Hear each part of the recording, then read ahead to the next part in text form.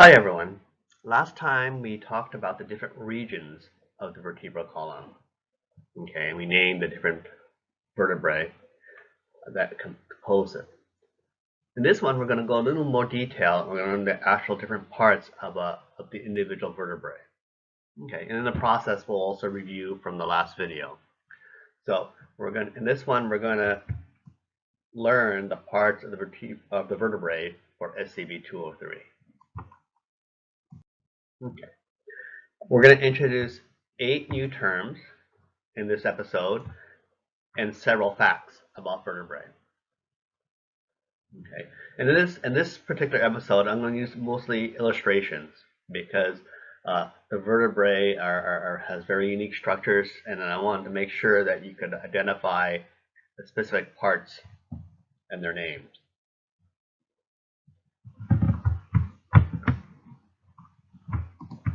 Okay, and so we're going to name them all first, so that we're familiar with the list of names we're going to learn today. Okay, so the first one is the vertebral foramen. Okay, for the name, okay, we know the foramen is a hole or opening, and this is going to be in the vertebrae. Okay, the next structure is the body or centrum. Okay. Third is the pedicle. Okay. Fourth is the transverse process. So in this one, you can have an idea based on the name transverse.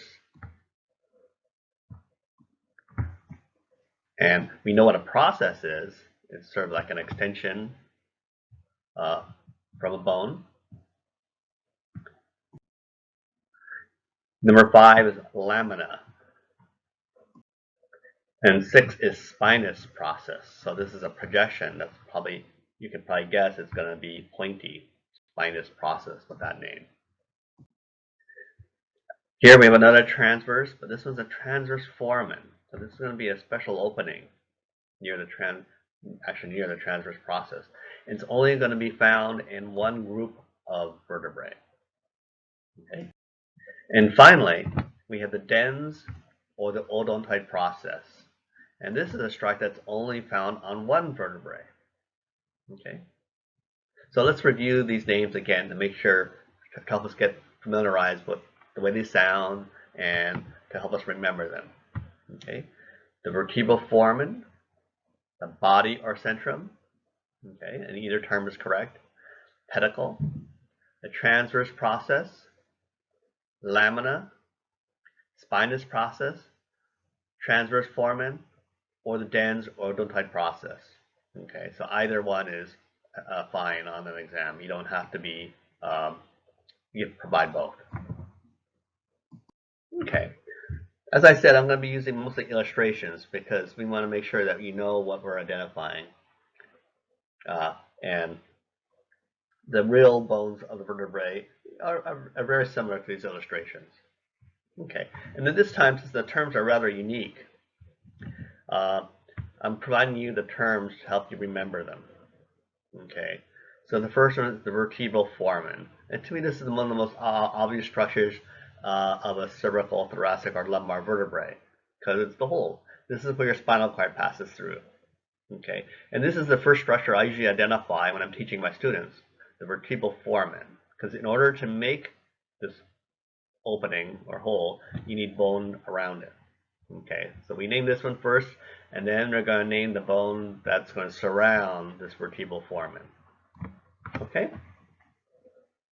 The second structure is the body or centrum, and for the cervical, for most cervical and thoracic and lumbar, it is going to be the most dense and largest structure. So here's the body or centrum. Now the lumbar vertebrae that's going to support most of the body above it is going to be very massive.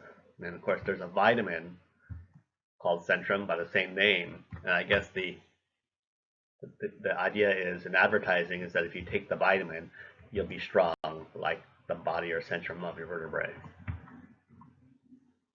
Okay. The next structure is the pedicle. Now, the pedicle attaches to another structure. So extending from the body or centrum, we have this little stalk on either side. Okay, they're symmetrical. This is the pedicle. Okay, and it's going to support or attach to the structures of the vertebrae next to it. Okay, so we put this on. If we label this on the exam, and we actually name this and be specific, you're going to write pedicle. Okay. The next structure are these wing-like structures that extend laterally here. These are the transverse process. Okay? Transverse process, transverse process. The next structure is the lamina. Yeah. Lamina means sort of like smooth. Okay? And so you see on the surface of the transverse process, it's nice and smooth right here. That extends upward here. This is the lamina, nice and smooth here. Okay, so we point right here on the exam. You're going to write that's the lamina. Finally, the lamina extends into the pointy spinous process. Okay, here's the spinous process. And of course, these processes are all for muscle attachment. Okay, and so when we get to the lumbar vertebrae, you can see that the spinous process is much blunter and broader for muscle attachment. Okay. So we essentially named all the structures on the vertebrae. So let's review. Here's the vertebral foramen, the body or centrum, the pedicle, the transverse process, the lamina, and finally the spinous process. Okay. Now let's take a look at the individual vertebrae and these structures. Now, for some vertebrae, these structures are highly modified, and some of them you can't name. But we're just going to take a look as a survey of the different vertebrae that we learned last time. Okay, so here's a cervical vertebrae. Okay, so we see here's the body or centrum. Yeah, here's a vertebral foramen. There's a pedicle here. Okay. Here's the lamina. Okay, and the spinous process actually has a different name that we don't have to know. Okay, but most of the structures you can kind of name. Okay, and the transverse process is highly modified too in the cervical vertebrae. Now, I'm going to point out a structure that's only found in cervical vertebrae, and I'll name it now, but we'll look at it again later on. And this opening right here, see this hole right here? This is the transverse foramen, and it's only found in cervical vertebrae. Okay, so if you're asked to identify cervical vertebrae, to double check, make sure that these holes are here. Okay, and so here on this diagram is showing an articulated cervical vertebrae. Okay, so the first two are very unique, and we learned them last time as the atlas and the axis, and we can see how they articulate with one another. Okay, and they're kind of similar. Maybe the last cervical starting to look like a thoracic. Okay, okay, but this even C7 will also have this transverse foramen. So they may try to trick you on the exam by showing you C7, but if you look at it, you'll see it has a transverse foramen. You'll know it's a cervical vertebrae. Okay.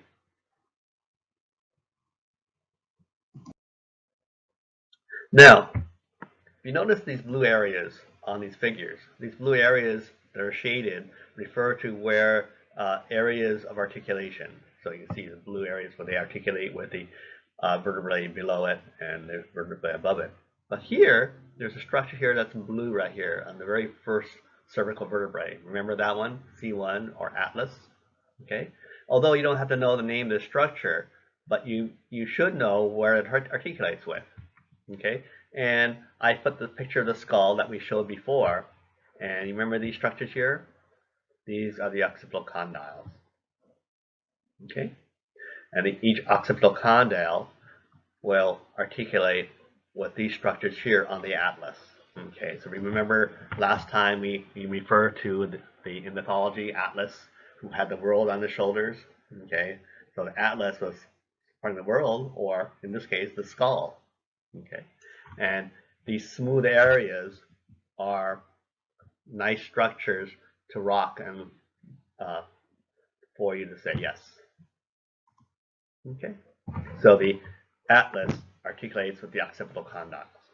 So this is superiorly, and of course if we point to these structures here and ask you what bone does this articulate inferiorly, then you would say the atlas.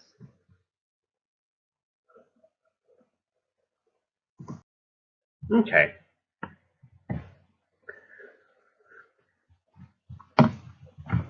Okay, so remember the C1 is the atlas and the C2 is the axis. And it's easy to remember their order because they're in alphabetical order. Atlas comes before axis in the alphabet. Okay? And the axis, or C2, has a unique structure that no other vertebrae has. And this is called the dens or odontoid process. Okay? And so this is the atlas, and here's the axis, and here's the odontoid process. Okay, I think it's supposed to look like a tooth. That's why it has its name dens, like in dentition, or odontoid process, meaning it's a tooth-like extension. Okay, and you can see how the dens or odontoid process extends into the atlas, and it acts as like a little swivel. So it swivels so that you can say no. Okay. And if we show this on the exam, the axis, of course, we could ask you for the odontoid process.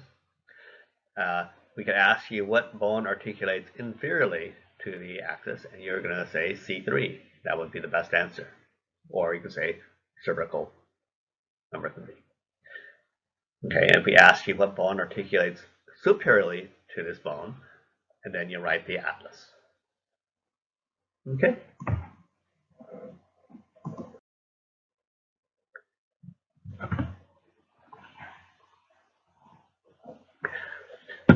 Here is showing the thoracic vertebrae, and they're a little more massive than the cervical vertebrae, forming the upper back.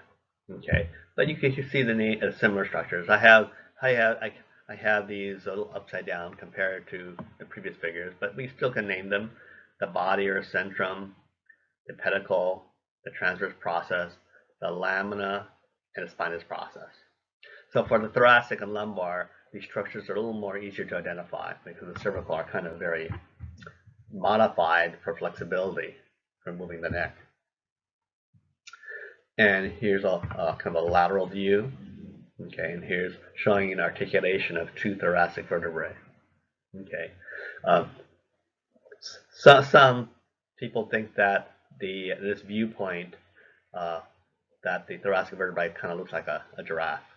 Okay, here's the nose and here's the ears. Okay. And of course, the third group are the lumbar vertebrae. And you can see they're much more massive to support the structures above them.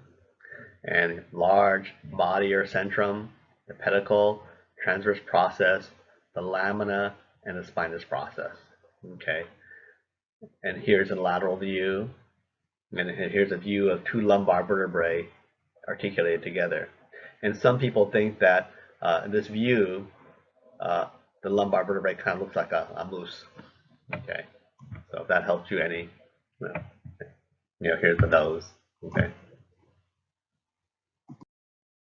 Now, we mentioned the transverse foramen of the cervical vertebrae, and we said that the transverse foramen is the structure that will definitively identify cervical vertebrae. So on the exam, we may show you a vertebrae, and we may ask you what type of vertebrae it is. Okay, and remember that near the transverse process in the cervical vertebrae, there's a hole right here that you don't find in any other cervical any other vertebrae. So this is the transverse foramen. So here's the atlas, and you see it here. Here's the axis, and you can see it here. And here's one of the other cervical vertebrae, and you see it here. Okay, so even if they show you the 7th cervical vertebrae that begins to look like a thoracic, it will also have a transverse foramen. So this is a great way of double checking to make sure you're correct. Okay, so all cervical vertebrae have this transverse foramen. Thoracic and lumbar do not have them. Okay, and of course, only the axis has the Dan's or adultoid process. Okay.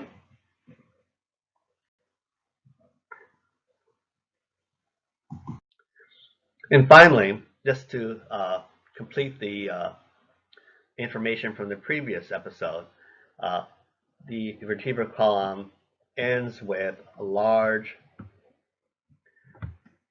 bone that has fused vertebrae, which is the sacrum, okay, and then your tailbone, the coccyx, okay.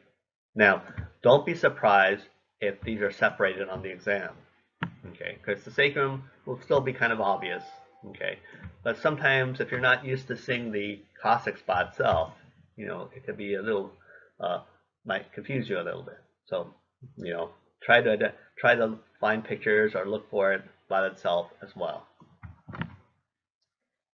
Okay. Now another favorite question that's on the exam, on many exams, are showing the sacrum by itself. Okay. And then on the lateral sides, we have the articulation to the ilium of the pelvic girdle, and then superiorly we have the articulation to the lumbar number 5.